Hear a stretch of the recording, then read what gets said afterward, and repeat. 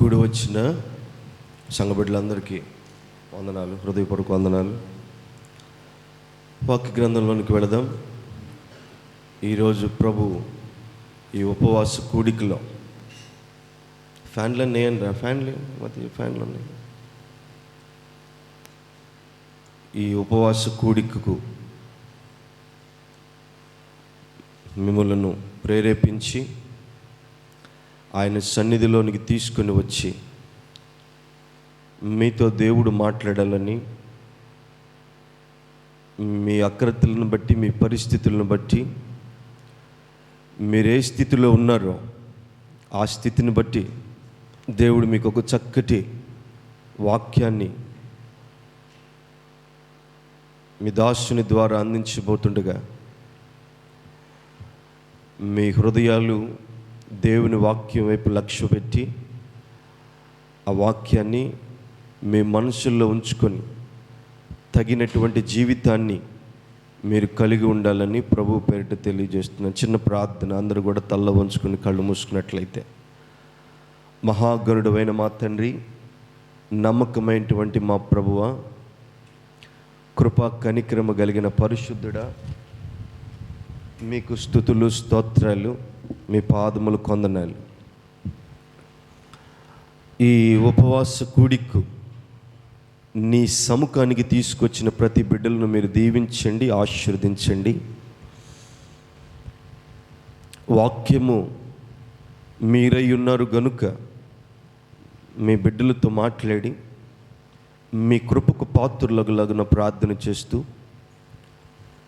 వినికిడి కలిగినటువంటి మనస్సు, వినగలిగినటువంటి విశ్వాసం నీ బిడ్డలకు అనుగ్రహించమని, వ్యర్థుడను ఏ మంచి లేనటువంటి నన్ను కూడా మీ పాత్రగా వాడుకుంటూ నీ బిడ్డల మధ్య నిలబెట్టిన విధానమును బట్టి మీకు స్తుతులు స్తోత్రాలు తెలియజేస్తూ చెప్పే ప్రతి మాట దీవెనకరంగా ఆశీర్వాదకరంగా ఉండేలాగా ప్రార్థన చేస్తూ తీసుకొచ్చిన బిడ్డలను, రాలేకపోయిన బిడ్డలను నీ సన్నిధికి నడిపించమని, మీ కృపను అనుగ్రహించమని, ఈ కార్యక్రమం ఆది నుండి అంతం వరకు సకాలంలో మీరుండి జరిగించమని మా ప్రభువును రక్షకుడైన యేసుక్రీస్తు పరిశుద్ధ నామములో అడిగి వేడుకుంటున్నాము తండ్రి, ఆమేన్.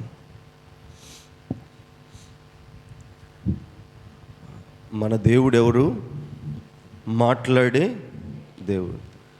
మాట్లాడే దేవుడవు నీవు, మాట్లాడని రాయివి చెట్టువు నీవు కావు, మాట్లాడే దేవుడవు నీవు. ఎందుకు ఈ పాట పాడానంటే, మన దేవుడు మాట్లాడే దేవుడు. మాట్లాడిన రాయో చెట్టో పొట్టో కాదు. మరి ఆయనకి పుట్టిన బిడ్డలు, ఆయన చెట్టు కాదు, పొట్ట కాదు, రాయి కాదు, ఆయన మాట్లాడే దేవుడు. మరి ఆయనకు పుట్టిన బిడ్డలు ఎలాగుండాలా? మాట్లాడేవారై ఉండాలి, వినేవారై ఉండాలి. ఇప్పుడు మీరు ఆయన కుమారులు, కుమార్తెలు. మీరు రాళ్ళు పొట్టలు షెట్లయితే రారు, చర్చికి రారు. ఒకవేళ వచ్చినా వినరు. మరి మాట్లాడే దేవుడు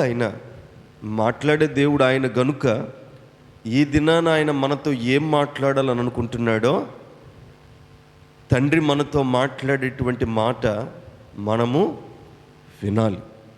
వాక్యంలో మత్తయి సువార్త 13వ అధ్యాయము 44వ వాక్యంలో నేను చదువుతాను, మీరు వినండి.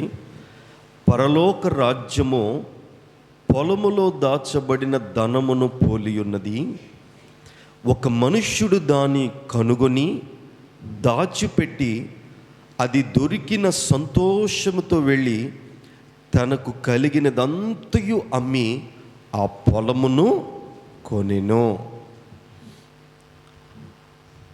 ఒక మనుష్యుడు అధికమైనటువంటి ధననిధి దొరికిందట. అధికమైనటువంటి ధననిధి. ఎక్కడో ఏదో ఊరు పోతున్నాడు, ఎక్కడికో వెళుతున్నాడు. వెళుతున్నప్పుడు ధనం దొరికింది, ఒక పెద్ద మూట వజ్ర వైడూర్యాలు దొరికినాయి. దొరికినప్పుడు దానిని ఒక దగ్గర దాచిపెట్టాడు, ఇంటికి తెచ్చుకోలేడు కదా. అంత పెద్ద ధనాన్ని ఇంటికి తెచ్చుకోవాలి అని అంటే అందరూ అడుగుతారు, ఎక్కడిదిరా బాబు, ఏం మూట ఇది, ఎక్కడి నుంచి వచ్చింది నీకు అని అడుగుతారు. అయితే వాడేం చేశాడంటే అది ఇంటికి తెచ్చుకోకుండా ఎప్పుడో ఎవరికి తెలియకుండా దానిని తెచ్చుకుందామని అనుకుని ఉంటుంటాడేమో. అందుకని ఆ దొరికినటువంటి ఆ ధనము, ఆ సొమ్మంతా కూడా ఒక పొలం కనపడితే ఆ పొలములో లోతుగా ఒక గుంత తీసి ఆ గుంతల్లో పాతి పెట్టి పూడ్చిపెట్టి దాని మీద ఒక గురుతుగా ఏదో పెట్టాడు. ఏది? ఇది నేను దాచబడినటువంటి ధనము కలిగినటువంటి గురుతు. వాక్యం అర్థం అవ్వాలి. దాచిపెట్టబడినటువంటి ధనమునకు గుర్తు అని అక్కడ ఒక గుర్తు వేసుకొని ఇంటికి వచ్చాడు. ఇంటికి వచ్చిన తర్వాత దాని దగ్గరకు వెళ్ళాలంటే వెళ్ళలేకపోయాడు. చాలామంది ఉన్నారు జనులట. అయితే ఆ మనుష్యుడు అనుకున్నాడట, తన దగ్గరున్నటువంటి చిన్న చిన్న వస్తువులు, గృహాలు, ఆస్తిపాస్తులు, పొలాలు అవన్నీ అమ్ముకొని ఏ ధనమైతే దాచిపెట్టాడో, ఎక్కడైతే గుంత తీసి దాచిపెట్టాడో ఆ ధనము కలిగినటువంటి పొలం మొత్తం కొన్నాడు. దేవుని స్తోత్రము, హల్లెలూయా. పొలమంతా కొన్నాడు. ఆ మధ్యకాలంలో 7 ఏళ్ళ క్రితమో, పోయిన ఎలక్షన్లు కాక అంతకుముందు ఎలక్షన్లప్పుడు మా ఊర్లో ఒక పెద్ద ఆయనకి పొద్దున్నే పొలం పనికి వెళ్తారు. పొలం పనికి వెళ్తుంటే ఆ పొలం పనికి వెళుతున్నప్పుడు పొంచుముంచు 4 గంటలు 3:30కో నీళ్లు పెట్టాలని పొలం పనికి వెళ్తారు. వెళ్తున్నప్పుడు రోడ్డు మీద అంత గోతం కనపడిందట. అంత గోతం. అది పక్కనుంటే ఏ పిచ్చి గోతమో అని చూడకుండా వెళ్ళిపోయేవాడు. అది రోడ్డు మధ్యలోనే ఉంది. ఏందిరా బాబు అని చెప్పేసి ఆ గోతం తెరిచి చూస్తే దాని నిండా 500 రూపాయల నోట్ల కట్టలు. అర్థమైందా? నాకు తెలుసా మనిషి. 500 నోట కట్టలు, ఇంత పెద్ద గోతం. ఆడేం చేశాడు? ఆ గోతం ఇంటికల్లా ఎలక్షన్స్ టైం కదా, ఎవరైనా చూస్తే ఇవి నావనొచ్చు, లేకపోతే నాకు వాటా కావాలి అని అనొచ్చు అని ఆ గోతాన్ని జాగ్రత్తగా తీసుకెళ్ళి పొలంలో దాచిపెట్టాడు.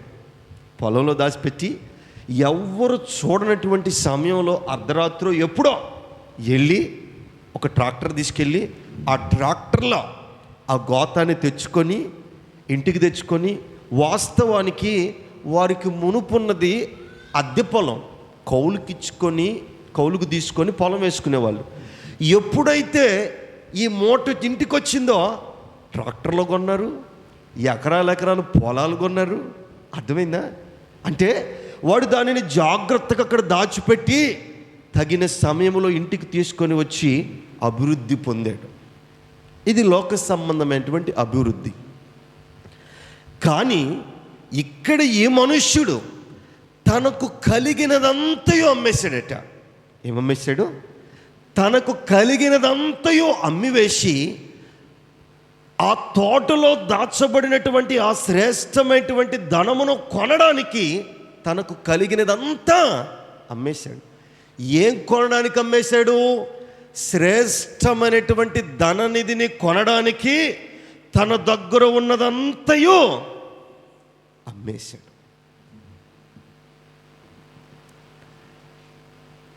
ఏశావు అమ్ముకున్నాడు. ఏమమ్ముకున్నాడు? జ్యేష్ఠత్వాన్ని అమ్ముకొని ఏమి కొన్నాడు? చిక్కుడుగాయల కూర. ఏమమ్మాడు? ఏం కొన్నాడు? చిక్కుడుగాయల కూర. జ్యేష్ఠత్వం అంటే ఎంత దీవెనకరమైనటువంటి ఆశీర్వాదమో తెలుసా? ఎందుకు జ్యేష్ఠత్వం అంత విలువైనదో తెలుసా? ప్రభువారు తెలియజేస్తారు. నేను జ్యేష్ఠుని యొక్క కడుపు నుంచే నేను వస్తాను. దేవుని స్తోత్రం, హల్లెలూయా. నేను ఈ భూమి మీదకి రావాలి అని అంటే జ్యేష్ఠుడి యొక్క గర్భము నుంచే నేను ఈ లోకములోనికి వస్తాను.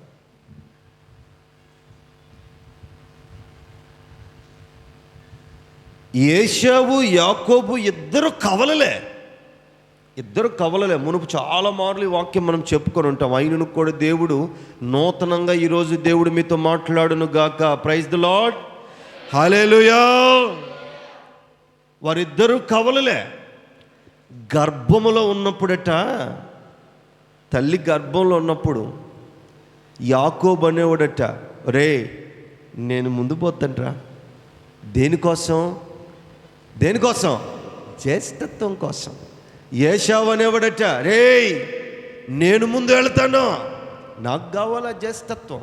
పెనుగులాడుకుంటున్నారట వాళ్ళు. అప్పుడుకి యాకోబు మడిమ పట్టుకొని వెనక్కు పీకినా కానీ ఏశావు ఊరుకోలా. నాకు కావాలి జ్యేష్ఠత్వం అని ముందుగానే తల్లి గర్భంలో నుంచి బయటికి వచ్చాడు. వెంటనే మడిమ పట్టుకున్నటువంటి యాకోబు కూడా ఏశావును ఆనుకొని వెనకనే వచ్చాడు. యాకోబు తల్లి గర్భములో పోరకలాడాడు ముందు రావాలని. ఇద్దరు ఒకటేసారి గర్భఫలం ఇచ్చాడు దేవుడు. యాకోబుకి ఒకసారి, ఏశావుకి ఒకసారి గర్భం ఇలా. వాళ్ళిద్దరు కవల పిల్లలు, ఇద్దరు తల్లి గర్భంలోనే ఉన్నారు. కానీ లోపల తాపత్రయం. ఎందుకంటే యాకోబుకు తెలివి ఉంది, ఏశావుకి ఉంది.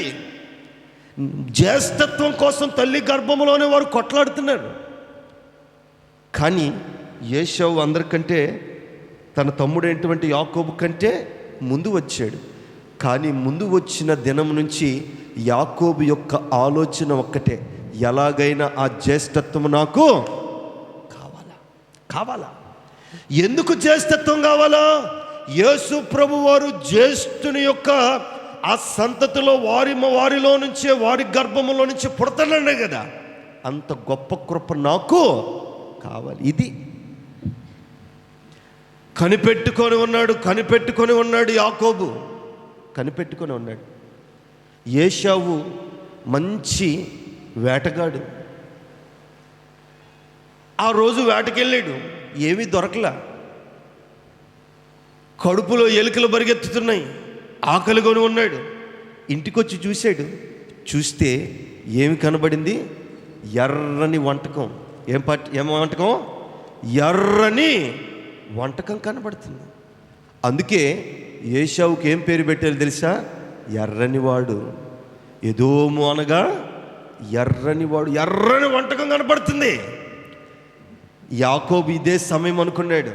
ఏశావు అడిగాడు యాకోబుని, అరే ఆ కొద్దిగా వంటకం, ఆ ఎర్రని కూరేదో నాకు పెట్టవా అని అంటే, ఇదే సమయం అనుకున్నాడు యాకోబు, ఆ జ్యేష్ఠత్వాన్ని నాకు ఇస్తావా? ఏమడిగాడు?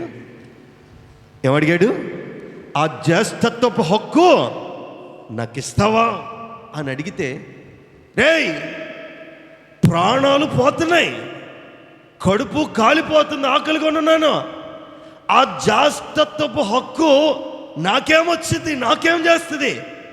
ఆ వంటకం మీద అది పెట్టరా నాకు అని అన్నాడు. ఏమన్నాడు? ఆ వంటకం మీద నాకు పెట్టు, అది లేకపోయినా పర్లా, ఆ వంటకం పెట్టు అన్నాడు. అయితే యాకోబు నమ్మలా. ఇస్తాడో లేదో, దేవుడి మీద ప్రమాణం చేయి. ఎవరి మీద? దేవుడి మీద ప్రమాణం చేయి అంటే ఏశావు మాట తప్పకుండా దేవుడి మీద ప్రమాణం చేశాడు. నా జ్యేష్ఠత్వపు హక్కు నా తమ్ముడైనటువంటి యాకోబుకు ఇస్తున్నాను ప్రమాణం చేశాడు. దేనికోసం? ఒక్క పూట ఎర్రని కూరగలిగినటువంటి చిక్కుడుగాయల కూర వంటకం కోసం జ్యేష్ఠత్వాన్ని పోగొట్టుకున్నాడు. ఏమమ్మాడు? జ్యేష్ఠత్వాన్ని, దేవుడిచ్చినటువంటి శ్రేష్టమైనటువంటి జ్యేష్ఠత్వాన్ని ఒక్క పూట చిక్కుడుగాయల కూర కోసం దానిని కొనడానికి ఆశీర్వాదాన్ని అమ్మేశాడు. ఈనాడు చాలామంది అమ్మేస్తున్నారు ఆశీర్వాదాలు, దీవెనలు. ఈ పొలములో దాచబడేటువంటి ధనము కోసము, ఆ శ్రేష్టమైనటువంటి ధనము కోసము తన దగ్గర ఉన్నదంతయు అమ్మాడు. ఏం కొనడానికి? ఆ శ్రేష్టమైనటువంటి, యోగ్యమైనటువంటి, ఉన్నతమైనటువంటి ఆ ధనం అనే పొలాన్ని కొనడానికి. ఆ పొలమే పరలోక రాజ్యం. దేవుడు చెబుతున్నటువంటి ఉపమానం అండి ఈరోజు దేవుడు మీతో మాట్లాడుతున్నటువంటి మాట. మీరు ఏమి అమ్ముకుంటున్నారు, ఏమి కొంటున్నారు? దేవుడిచ్చినటువంటి దీవెనలు, ఆశీర్వాదాలు మీ చేతులారా మీరే అమ్ముకుంటున్నారు. దేవుడు మీకేమి దయచేసినటువంటి ధన్యతలో, నా ప్రియ దేవుని బిడ్డలారా, ఒక మాట చెబుతాను, మీరు వినండి నా బిడ్డలుగా. దేవుడు తగిన సమయంలో ఆయనను ఆరాధించు వారిని, ఆయనను నమ్ముకున్న వారికి తగిన సమయంలో మీరు అడిగినటువంటి ఏదో ఆ అక్రత దేవుడు తప్పక మీ జీవితాల్లో నెరవేరుస్తాడు, మీకు కలుగు చేస్తాడు. మీరు అనుకోవచ్చు, నా దగ్గర ఏ ధన్యతలు లేవు, నా దగ్గర ఏ కృపలు లేవు, నా దగ్గర ఏ ఆశీర్వాదాలు లేవు అని మీరు అనుకుంటారే కానీ, దేవుడు ఒక్కొక్కరికి ఒక్కొక్క రీతిగా తగిన జీవితంలో ఆశీర్వాదాలు ఇస్తాడు.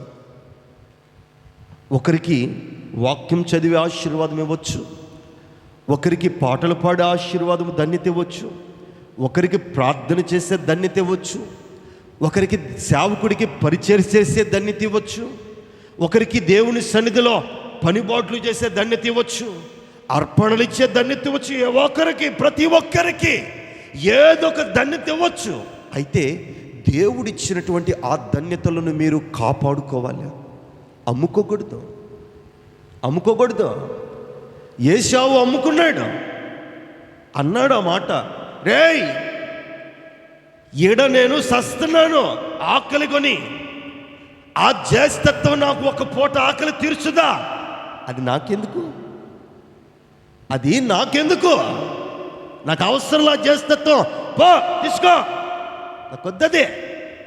నాకు ఈ పూట కడుపు నిండితే చాలు. నా కళ్ళారా చూశాను ఆ ఎర్రని కూర, ఆ కూరతో నా కడుపు నింపుకుంటే చాలు అనుకొని దేవుడిచ్చినటువంటి కృపను పోగొట్టుకున్నాడు. నేడు చాలామంది ఈ ఆలోచన లేరా? దేవుని ఆశీర్వాదాలు, కృపలు, ధన్యమైనటువంటి జీవితాన్ని అమ్ముకుంటున్నారు. దేవుడిచ్చినటువంటి శ్రేష్టమైనటువంటి సమయాన్ని, ఆరాధనను, కృపను ఒక పూట పని కోసం అమ్ముకుంటున్నారు, ఒక పూట డబ్బుల కోసం అమ్ముకుంటున్నారు, ఒక పూట పని కోసమో లేకపోతే ఊరు పోవడానికి అమ్ముకుంటున్నారు. అందుకే దేవుడు అంటున్నాడు, భూమి మీద ఏశావు వంటి భ్రష్టుడు మరొకడు లేడా? నేనిచ్చినటువంటి ఆశీర్వాదం పోగొట్టుకున్నాడు, జ్యేష్ఠత్వాన్ని పోగొట్టుకున్నాడు. ఇలాంటి భ్రష్టుడు మరొకడు లేడు. దేశ దిమ్మరమైపోవును గాక. ఆమేన్, హల్లెలూయా. దేశ దిమ్మరమైపోవును గాక. అయిపోయాడు, దేశ దిమ్మరమైపోయాడు. ఏమమ్ముకుంటున్నారండి ఈరోజు? ఏం కొనుక్కుంటున్నారు? పరలోకములో ఆ దాచబడినటువంటి ఆ మనుష్యుడు దాచుకున్నాడు అక్కడ. ఏం దాచుకున్నాడు? ఉన్నతమైనటువంటి ధనాన్ని దాచుకున్నాడు. అది పరలోక రాజ్యమును కలిగినటువంటి మర్మం. అది ఈరోజు నువ్వు ఇక్కడ దాచుకోవాల్సింది కాదు, పరలోకములో ఒక ఇల్లు కట్టుకోవాలా, అక్కడ దాచుకోవాలి. నీవు ఆ ఇంట్లో దాచుకోవాలా. ఆ ఇంట్లో నువ్వు దాచుకోవాలని అంటే భూలోకంలో నువ్వు దేవునికి నమ్మదగినటువంటి విశ్వాసం కలిగి, పరిశుద్ధత కలిగి, ఆయన కృపకు ఇష్టురాలువై నీవు బ్రతికినట్లయితే పరలోకములో నీవు అక్కడ దాచుకుంటావు. అక్కడ పొలం కొనుక్కుంటావు. ఇక్కడ ఎకరాలు పొలాలు కొన్నా, కట్ల డబ్బులు దాచిపెట్టుకున్నా, ఇదిగో భారము కలిగి, దినమంతయు శ్రమ కలిగి, కష్టముతో నీవు దినమంతయు పనిచేసి ఒక పొలం కొన్నా, ఒక ధనం సంపాదించిన, ఒక ఇల్లు కొన్నా, ఒక స్వాస్థ్యము కొన్నా, అవి అక్కడికి అవి రావు. అక్కడ రావాలి అని అంటే ఈ లోకంలో ఉన్నటువంటి నీ విశ్వాసము, నీ భక్తి, దేవుడి మీద నీకున్న శ్రద్ధ, దేవుడి మీద ఉన్నటువంటి నీకున్నటువంటి వాత్సల్యము. ఒక మాట గుర్తుపెట్టుకోవాలా, యేసయ్య అంటే నీకు ఒక వైరాగ్యం కలిగి ఉండాలా. ఎవరికైతే వైరాగ్యం ఉంటుందో యేసయ్య అంటే, వారు పరలోకములో ధననిధిని కూడబెట్టుకుంటారు. ఎంతమందికి ఉంది యేసయ్య అంటే వైరాగ్యం? లోక సంబంధమైనటువంటి మనుష్యులంటే వైరాగ్యం ఉంటుంది. పాపములో చేతులు కలపడానికి వైరాగ్యం ఉంటుంది. లోక సంబంధమైనటువంటి తలంపులతో వైరాగ్యం ఉంటుంది. ఆస్తిపాస్తులు సంపాదించుకోవాలంటువంటి వైరాగ్యం ఉంటుంది. కూడబెట్టుకోవాలని, ఎక్క తీసుకోవాలంటువంటి వైరాగ్యం ఉంటుంది. ఇదిగో నా దేవుడితో నేను కలిసి జీవించాలన్నటువంటి వైరాగ్యం నేడు ఎంతమంది జీవితాల్లో ఉంది. అందుకే భ్రష్టులైపోతున్నారు. ఆ మనుష్యుడు సంపాదించుకున్నాడు, దాచిపెట్టుకున్నాడండి, గొంత తీసి దాచిపెట్టుకున్నాడు. పరలోక రాజ్యములో ధననిధిని దాచిపెట్టాడు. ఆ ధననిధిని దాచిపెట్టి అక్కడ ఉన్నటువంటి తన దగ్గర ఉన్నటువంటి అంతా అమ్మాడు. ఏమమ్మాడు? తన దగ్గరున్న పాపాన్ని తీసివేశాడు. లోక సంబంధమైనటువంటి బ్రతుకును తీసివేశాడు. పాప సంబంధమైనటువంటి జీవితాన్ని తీసివేశాడు. దేవునికి నమ్మకమైనటువంటి బ్రతుకును కలిగి, దేవునికి ఇష్టమైనటువంటి జీవితాన్ని కలిగి, ఆయన కోసం జీవించాలటువంటి తపన కలిగి పరలోకంలో పొలమంతా కొన్నాడు. ఇక్కడ వేషధారణ స్థితిని తీసివేశాడు, అమ్మేశాడు. ఇది నాకు అక్కర్లా. ఆ సైతాను గాడికి అమ్మేశాడు. రేయ్, ఇది నాకు ఇంకొద్దా, పరలోకంలో కావాలి నాకు ధననిధి, అక్కడ కూడబెట్టుకున్నాను, అక్కడ దాచిపెట్టా, అది కావాలి నాకు అని ఇక్కడ ఉన్నటువంటి వేషధారణ స్థితి అంతా కూడా అమ్మేసి పరలోకములో ఉన్నటువంటి ఆ ధననిధి దాచిపెట్టబడింది కదా విశ్వాసం, దాచిపెట్టబడింది కదా పరిశుద్ధత, దాచిపెట్టబడింది కదా ఆశీర్వాదం, ఆ పొలం కొన్నాడు. ఇదంతా అమ్మేసి. చూడండి ఎంత గొప్ప కృప. ఈరోజు నీవు ఏమి కొన్నావు, ఏమమ్మావు? ఇస్కరియోతు యోధ ఏమమ్మాడు, ఏమి కొన్నాడు?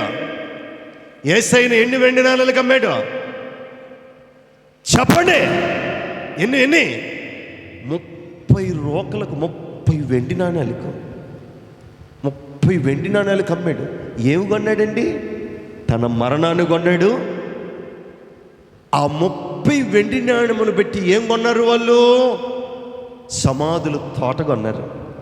రక్తముతో చిందింపబడిన సమాధుల తోట కొన్నారు. యేసయ్య నమ్మాడు. ఎవరిని? యేసయ్యను. ఏం కొన్నాడు? సమాధులు తోట కొన్నాడు. ఏమయ్యాడు?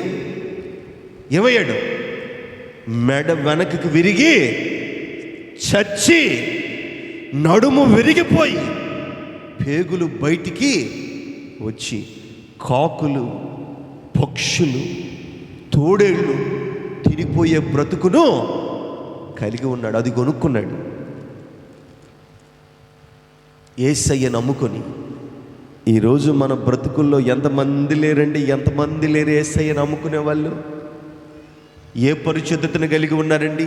ఏ పరిశుద్ధతను కలిగి ఉన్నారు? ఏ పవిత్రతను కలిగి ఉన్నారు? అమ్ముకుంటున్నారు యేసయ్య. ఎందుకు అమ్ముకుంటున్నారు? వాక్యము వినట్లేదు, వాక్యానికి లోబడట్లేదు, వాక్యం కలిగినటువంటి జీవితము కలిగి ఉండట్లేదు. ఈ ఉదయకాలం ఇందాక ఒక స్త్రీ గృహంలో నాతో మాట్లాడుతుంది. ఏమని మాట్లాడుతుంది అని అంటే, అయ్యా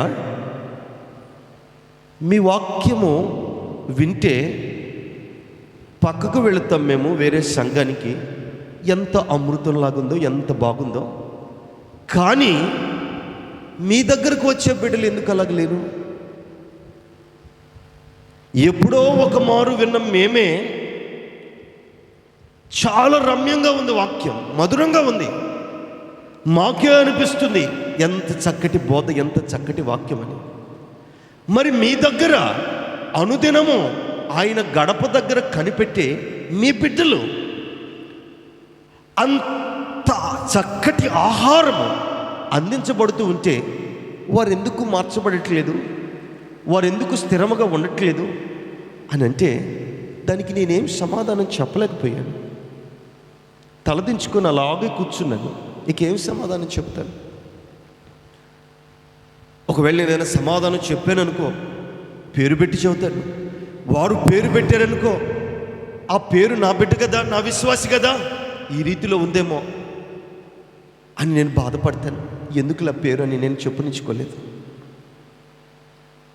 ఏమి వింటున్న వాక్యం, ఏమి విని, ఏమి గ్రహించి, ఏమి పొందుకుంటున్నావు అంటే వాక్యాన్ని మన చెవులారా వింటున్నామే, కానీ ఆ వాక్యానికి తగినటువంటి జీవితాన్ని మనము కలిగి ఉండట్లేదు, నడుచుకోవట్లేదు. అందుకే యేసయ్యను మనము అమ్మివేస్తున్నాం.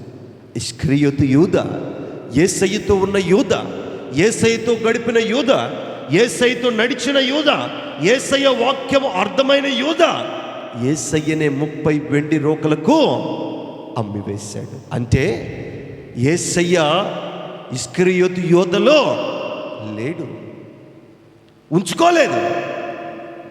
పాపాన్ని కొని తెచ్చుకున్నాడు. ఈరోజు మీరు అనుకుంటూ ఉండొచ్చు, పాపము నా జీవితంలో లేదు అని. తప్పది. పాపాన్ని మీరే కొని తెచ్చుకుంటున్నారు అంతే. అది మీ మధ్యకు రావద్దు, అది నా జీవితంలో ఉండకూడదు, నా బ్రతుకులో ఉండకూడదని దానిని దూరంగా పెడితే నీ జీవితంలో అది ఏలుబడి చేస్తుందా? చేయదు.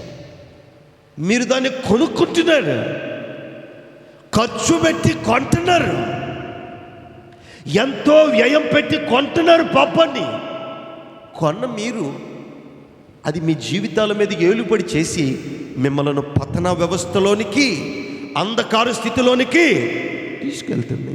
మీరే కొనుక్కుంటున్నారు పాపాన్ని. ఇస్కరియోతు యూదా తానే కొనుక్కున్నాడు పాపాన్ని. యేసయ్యతో ఉండి కూడా పాపాన్ని కొన్నాడు అన్నారు చాలామంది. యేసయ్యను కూడా, ఏమండి యేసయ్య ప్రభువారు, మీరు దేవుడు అంటున్నారు, ప్రభు అంటున్నారు, మరి మీ మధ్య మీతో ఉన్న, మీ వెనుక ఉన్న ఇస్కరియోతు యూదా, మీ వాక్యం ఉన్న ఇస్కరియోతు యూదా, మీ వెనుక నడిచిన ఇస్కరియోతు యూదా ఎలాగెలాగ మిమ్మల్ని నమ్మేశారండి? దేవుడు ఏం చెబుతాడు? దేవుడు ఇంకేం సమాధానం చెప్తాడు? ఆయన ఏం చెప్పలా. ఇదిగో ఆ అడిగినటువంటి వారికి ఆయన చెప్పిన సమాధానం ఏమిటో తెలుసా? ఇదిగో, నేను అప్పగింపబడాలి గనుక, అది ఈ మనుష్యుని ద్వారా జరుగుతుంది గనుక నేను మౌనినై ఉన్నాను. నేను మౌనినై ఉన్నాను. నేను నన్ను వెలబెట్టి అమ్మాలి గనుక, కొనాలి గనుక నేను మౌనినై ఉన్నాను. అందును బట్టి యూదాకు వాడికి వాడే పాపము తెచ్చుకున్నాడు, వాడికి వాడే దోషాన్ని మూటగట్టుకున్నాడు, శాపాన్ని మూటగట్టుకున్నాడు. చివరికి వాడికి వాడే కొన్న ఆ 30 వెండి నాణ్యాల వల్ల ఏ సుఖానుభవం ఏమన్నా పొందాడా? ఏమన్నా పొందాడా? ఇల్లు ఏమన్నా కట్టుకున్నాడా? మేడ ఏమన్నా కొట్టుకున్నాడా? బిడ్డలకు ఏదైనా చేసుకున్నాడా? ఏం చేసుకోలా. సమాధుల తోట కొన్నాడు, రక్తముతో సమాధుల తోట కొన్నాడు. మరణమైపోయాడు, వ్యర్థుడైపోయాడు. దేవుడిచ్చినటువంటి కృపను చేతులారా పోగొట్టుకున్నాడు. దాచుకోవాలండి ధనము. ఏ ధనము దాచుకోవాలి? దేవుడు ఉపమానం చెబుతున్నాడు. ఏ ధనము దాచుకోవాలి? యేసయ్య ఇచ్చే దీవెనలనే ధనము నీవు దాచిపెట్టుకోవాలి. ఆయన ఇచ్చే కృపలనే ధనములు నువ్వు దాచిపెట్టుకోవాలి. నీ ఎడల ఆయనకున్నటువంటి ఆ వాత్సల్యతను బట్టి ఆ దీవెన నువ్వు దాచుకోవాలి. ఎక్కడ దాచుకోవాలి? ఇక్కడ కాదు, అక్కడ దాచుకోవాలి. అక్కడ దాచుకున్న ఎడల అప్పుడు నీవంతా కూడా అమ్మివేసి ఆ పొలమును, ఆ గృహమును కొని ఆయన పరలోక రాజ్యములో కోట్ల సంవత్సరాలు నీవు సంతోషముగా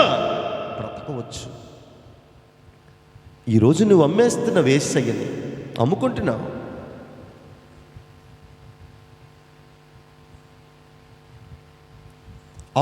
యేసయ్య. జీవితం అంటే మాటలు కాదు చెల్లెమ్మా, ఇవి మనిషిని నమ్మే రోజులు కావమ్మా. ఇవి మనిషిని నమ్మే రోజులు కావమ్మా. ఎవరు అమ్ముకున్నారు? శిష్యులు ఏం అమ్ముకున్నారు? యేసయ్యని అమ్ముకున్నారు లేదా? నమ్ముకున్నారు, అమ్ముకున్నారు. నమ్మినది వాళ్ళే, అమ్ముకున్నది వాళ్ళే. యేసు ప్రభు వారు ఇస్కరియోతను నమ్మాడు, కానీ అమ్మాడు. తెలిసి అమ్ముతున్నాడని తెలిసి కూడా నమ్మాడు. అది యేసయ్య యొక్క మనస్సు, అది యేసయ్య యొక్క మంచితనం, అది యేసయ్య యొక్క కరుణ సంపూర్ణ కృప. మరి ఈరోజు ఏం అమ్ముతున్నావు? ఏమి కొంటున్నావు? నమ్ముకుంటున్నావు యేసయ్య. పరిశుద్ధులుగా పరిశుద్ధ కృపలో ఆయన కృపకు ఇష్టమైనటువంటి దీవెనలు మీరు కలిగి ఉండలేదు. అందుకే మీరు యేసయ్యని నమ్ముకుంటున్నారు. దేన్ని కొనుక్కుంటున్నారు? పాపాన్ని మీ ఒడుల్లోనే ఉంచుకొని కొనుక్కొని అవి జాగ్రత్తగా భద్రపరుచుకొని మీ జీవితాలను పతనం చేసుకుంటున్నారు. కానీ దేవుని కృపకు మీరు పాత్రులు అవట్లా. అందుకే అంటున్నాడు, ఏమంటున్నాడు మాట? పరలోక రాజ్యము పొలములో దాచబడిన ధనమును పోలి ఉన్నది. పొలములో దాచబడిన ధనమును పోలి ఉన్నది. ఆ మనుషుడు దాచిపెట్టుకున్నటువంటి ధనమును పొందుకోవడానికి, దాచిపెట్టుకున్నటువంటి ధనమును కోరుకోవడానికి ఆ పొలాన్నే కొన్నాడు. ఆ పొలమంతా కొన్నాడు. ఏమిచ్చి కొన్నాడు? తన దగ్గర ఉన్నదంతయో అమ్మి కొన్నాడు. ఎందుకు అమ్మి కొన్నాడు? తన దగ్గర ఉన్నదానికంటే దాచబడిన ధనము గొప్పది, విలువైంది, శ్రేష్టమైనదని ఎదిగాడు గనుక అమ్మాడు. అక్కడ దాచబడిన ధనము యోగ్యమైనది, తన దగ్గర ఉన్నదానికి సాటి రాదు. నా దగ్గర ఉన్నదానికంటే దాచబడింది ఇంకా విలువైనదని అంతా అమ్మేసుకున్నాడు. గ్రహించాడు, తెలుసుకున్నాడు. ఈరోజు ఎంతమంది తెలుసుకున్నారు? నా దగ్గర ఉన్నటువంటి సొమ్మో లేకపోతే నా దగ్గర ఉన్నటువంటి గొప్ప స్థితో ఆ పరలోకములో దాచబడినటువంటి ధనమునకు దేనికి కూడా సాటి వస్తుందా? సాటి రాదు. దానిని కొనాలంటే దీనిని అమ్మేయాలి. పొట్టి జక్కయ్య, ఎవరు? పొట్టి జక్కయ్య మునుపు యేసయ్య తెలియనప్పుడు తన దగ్గర ఉన్నటువంటి వాటిని బట్టే మురిసిపోయాడు. అది చాలా గొప్పదని, అది ఉంటే చాలు ఈ లోకంలో ఎలాగైనా బ్రతకచ్చని, ఎవరినైనా శాసించవచ్చని, ఎవరినైనా కాళ్ళ కిందకు తీసుకొని వచ్చు అని పొంగిపోయాడు, ఉప్పొంగిపోయాడు. కానీ యేసయ్య ఇంట్లోకి వచ్చినాక ఉంచుకున్నాడా? తీసేసుకున్నాడు. ఎందుకు తీసేసుకున్నాడు? పరలోకపు ధననిధి కావాలంటే ఈ ధననిధి తీసివేయాలి. ఇది తీసేస్తే అది నేను పొందుకుంటాను. ముందు పిసినారోడు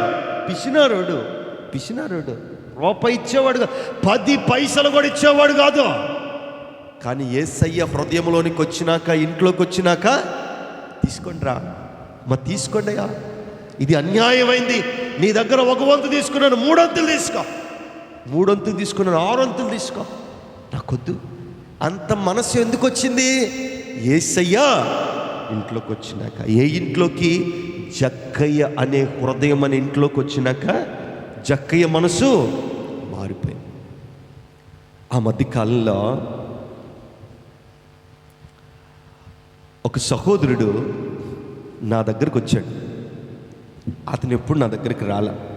నన్ను చూస్తేనే కోపంతో చిరాకుతో పక్కకి వెళ్ళిపోతాడు. నన్ను ఎవరితోనో నేను మాట్లాడుతున్నాను విశ్వాసులతోటి, పురుషులతోటి, వాస్తవంగా దేవుని సన్నిధిలో నుండి చెబుతున్నాను. నేను ఎవరితోనో మాట్లాడుతున్నాను అనుకో, విశ్వాసం వారితో చెబుతున్నాను అనుకో, క్యాకరించి ఉమ్మూసి అంటే నా ముఖం మీద ఉయ్యలేడుగా, ఆ పక్కకి అంటే నేను చూసేటట్టు ఆ ఉమ్ము క్యాకరించి ఊసి వెళ్ళిపోయేవాడు. నేను అనుకునేవాడిని, ఊస్తే ఊసేవాళ్ళే, నా ముఖం మీదే ఊయలేదుగా, పక్కన ఊసాడు రోడ్డు మీద, ఊస్తే ఊసాడులే. యేసు ప్రభు వారి దగ్గరికి ఆయన ముఖం మీద మూసారు, ఆయనే తుడుచుకున్నాడు. నేనెంత, నా బ్రతుకెంత అని అనుకొని అలాగుండేవాడిని. కానీ ప్రార్థన చేసేవాడిని, చెప్పేవాడిని కాదు, ప్రభువా ఒక్క దినం నాకు అప్పచెప్పవా, నా మీద ఎవరైతే తిరుగుబాటు చేస్తారో, నేనంటే ఎవరైతే అసహ్యంగా ఉంటారో వాళ్ళ గురించి ప్రార్థన చేస్తా, వాళ్ళకి చెప్పను. సమయం ఇప్పుడు ఒక్క దినమే నాకు ఒక గడి అయిన చాలు అని నా మనసులో అనుకుంటే దేవుడు ఇస్తాడు. అదేందో నాకు అర్థం కాదు, తిప్పి తిప్పి తిప్పి తిప్పి నా కాడికి తీసుకొస్తాడు. ఆ కేకరించి ఉమ్మూసినటువంటి ఆ మనిషి ఒకరోజు నా దగ్గరకు వచ్చాడు, ఒంటరిగా చూసుకున్నాడు, ఎవ్వరు లేరు, చూసుకున్నాడు, వచ్చాడు. నేను ఆశ్చర్యపోయా, నాకేదో మూడింది ఈరోజు, నా మీద ఏదో వేయటానికన్నా వచ్చుంటాడు, ఏదైనా అంటానికన్నా వచ్చుంటాడు, ఏదైనా నింద పెట్టడానికి ఏమన్నా వచ్చుంటాడేమో అనుకున్నా. హుషారు ఊపుకొస్తున్నాడు పైకి వచ్చి అటు కూర్చున్నాను. ముందు కుర్చీ కూడా ఉంది ఒకటి, ఆ కుర్చీలో కూర్చోలా, దమాన కింద కూర్చున్నాడు. కింద కూర్చొని ఏడుస్తున్నాడు. ఏడ్చి అంత మూట తీసి దాని నిండా డబ్బులు అన్నీ 500 కాగితాలు, 20 రూపాయల కాగితాలు, అన్ని రకాల నోట్లు దాని నిండా ఉన్నాయి. అవి తీసి ఆ పాదాల కాడ నా కాళ్ళ దగ్గర పెట్టి ఇలా అంటున్నాడు, అన్నా క్షమించు,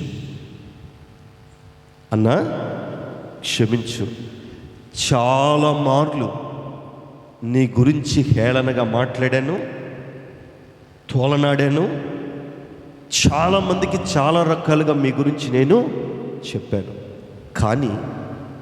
కానీ ఎందుకో మొన్న రాత్రి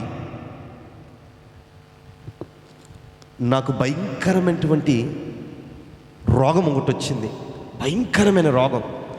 ఆ రోగం వచ్చినప్పుడు కానించి అది నాకు తెలుసు, ఎన్నో దినాల నుంచి నాకు ఉంది అది, కానీ అది నేను ఎవరికి చెప్పుకోవట్లా. నిన్న రాత్రి ఎవరో నాతో మాట్లాడి, నువ్వు అన్న దగ్గరికి వెళ్ళు, నువ్వు అన్న కాడికి పో అని ఎవరో నాతో మాట్లాడుతున్నారు.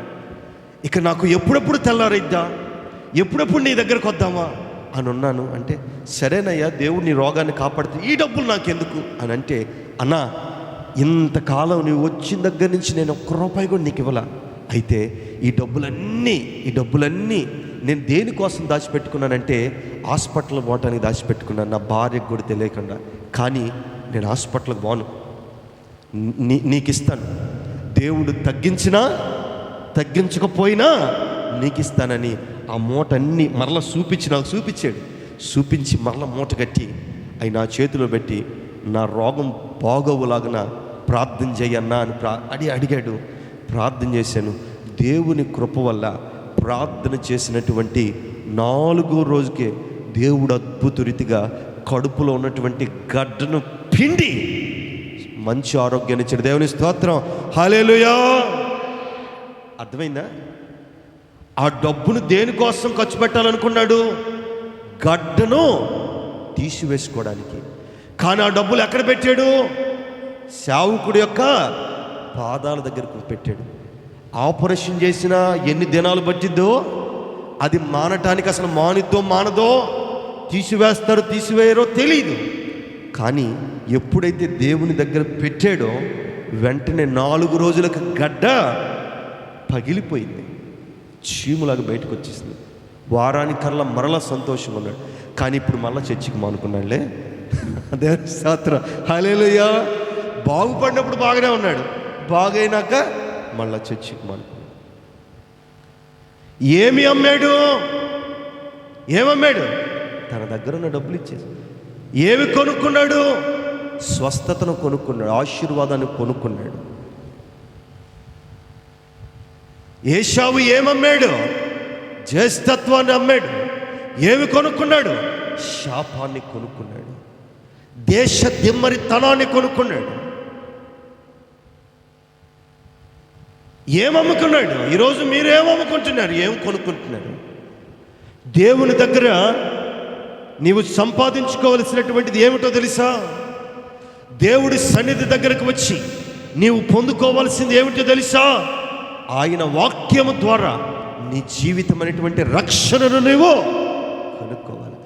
ఏమమ్మాలి? ఏమమ్ముకోవాలి? నీ పాపమును తీసివేయాలి. పాపమును అమ్మి వేయాలి.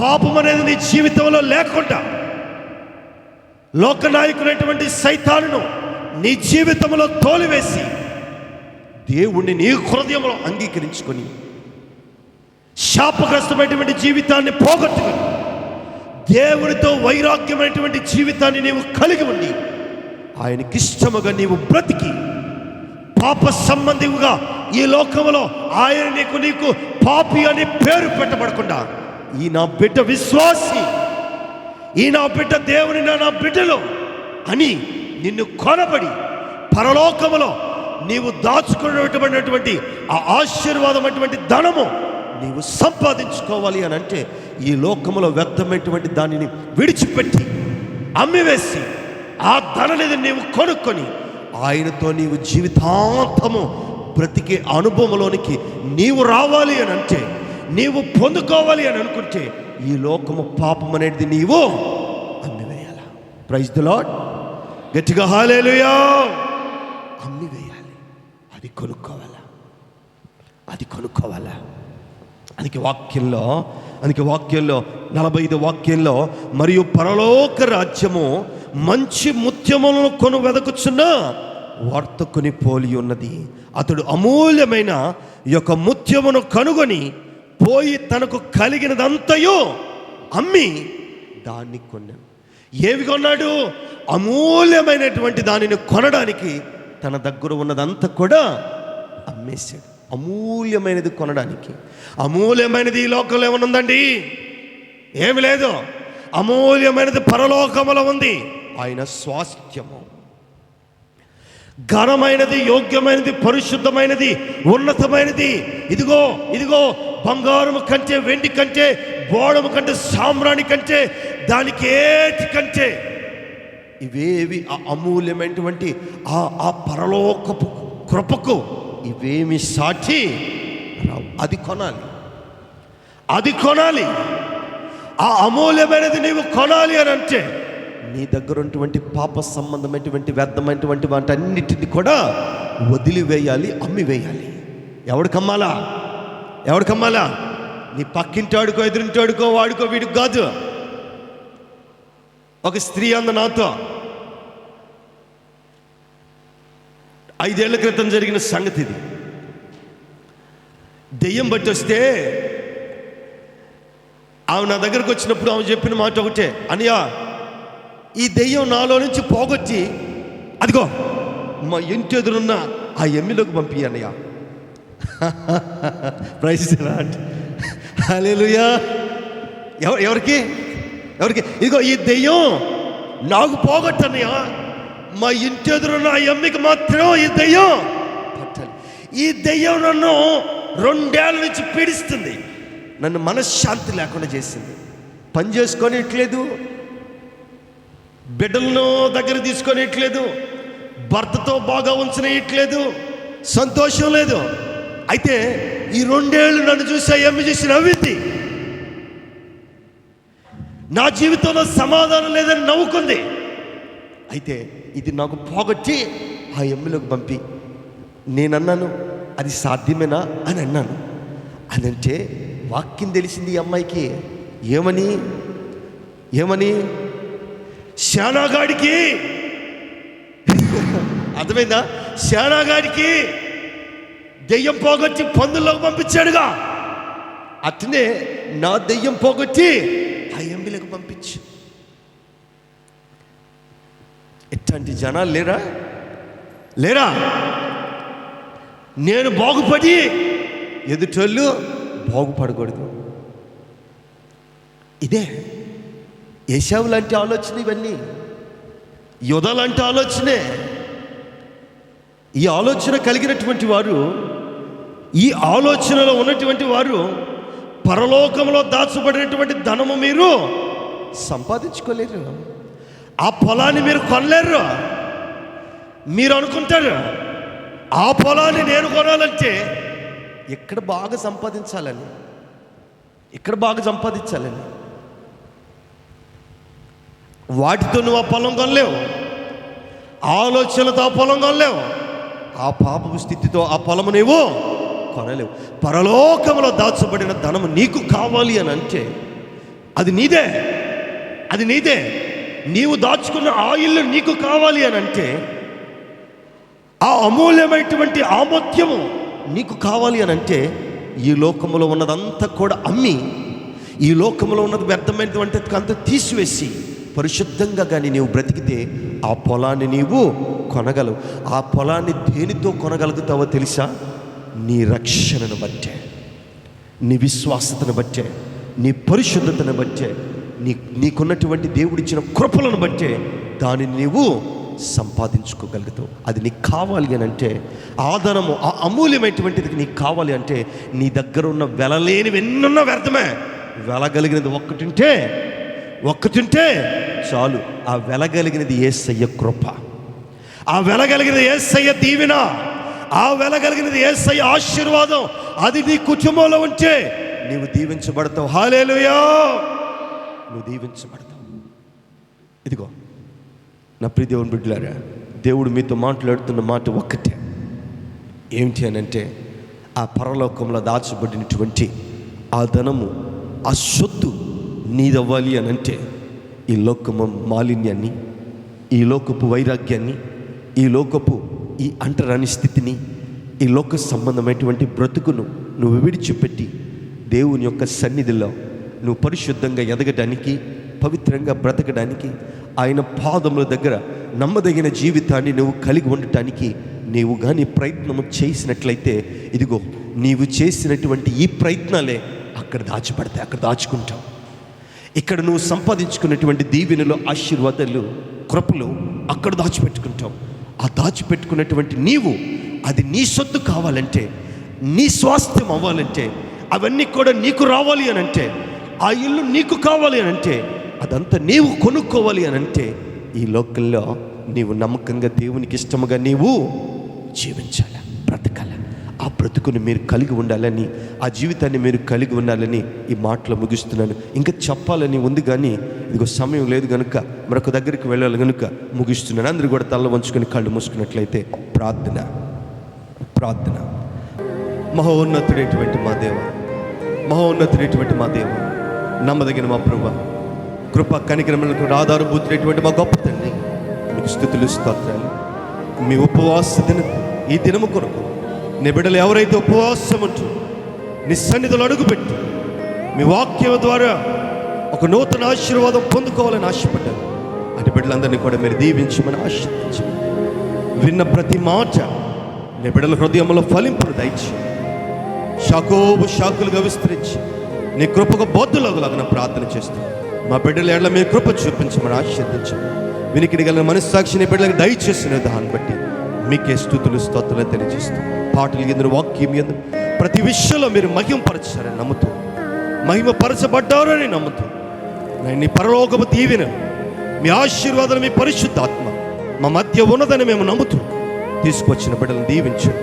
రాలేకపోయిన బిడ్డలకు మరొక తనం దయచేయమని, సంఘాన్ని, కుటుంబాలను దీవించమని ఆశీర్వదించండి. దాసురాలు కాటమ్మ గారి యొక్క ఆదరణ కూడిక జరిగిస్తున్నందుకు మీకే స్తుతులు స్తోత్రాలు తెలియజేస్తాం. పరమందుని దాసురాలను జ్ఞాపకం చేసుకోండి, విడబడిన కుటుంబానికి ఆదరణ దయచేయమని, ఆయన ఈ ఉపవాస కూడికి వచ్చిన ప్రతి బిడ్డను మీ రక్తముతో కడిగి పరిశుద్ధపరిచి దీవించి నీ కృపలకు పాత్రలాగా ప్రార్థన చేస్తూ, వారు అడిగిన ప్రతి ప్రార్థన మీరు జవాబును దయచేయండి. వారు ఉపవాసం ఉండి మీ పాదముల దగ్గర ఏదైతే మొరపెట్టారో, ఏ మనవులైతే అడిగారో వాటికి మీరు సమాధానం ఇచ్చి అడిగిన ప్రార్థనలకు జవాబును దయచేయమని, దీవించమని ఆశీర్వదించమని, ఈ కార్యక్రమం దీవెనకరంగా, ఆశీర్వాదకరంగా ఆదురినంత వరకు సకాలంలో వీరిని జరిగించినందుకు మీకే స్తుతులు స్తోత్రాలు తెలియజేస్తూ, మా ప్రభు రక్షకుడైన యేసుక్రీస్తు కృప కలిగిన నామములో అడిగి పెట్టుకుంటున్నాము తండ్రి. ఆమేన్, ఆమేన్.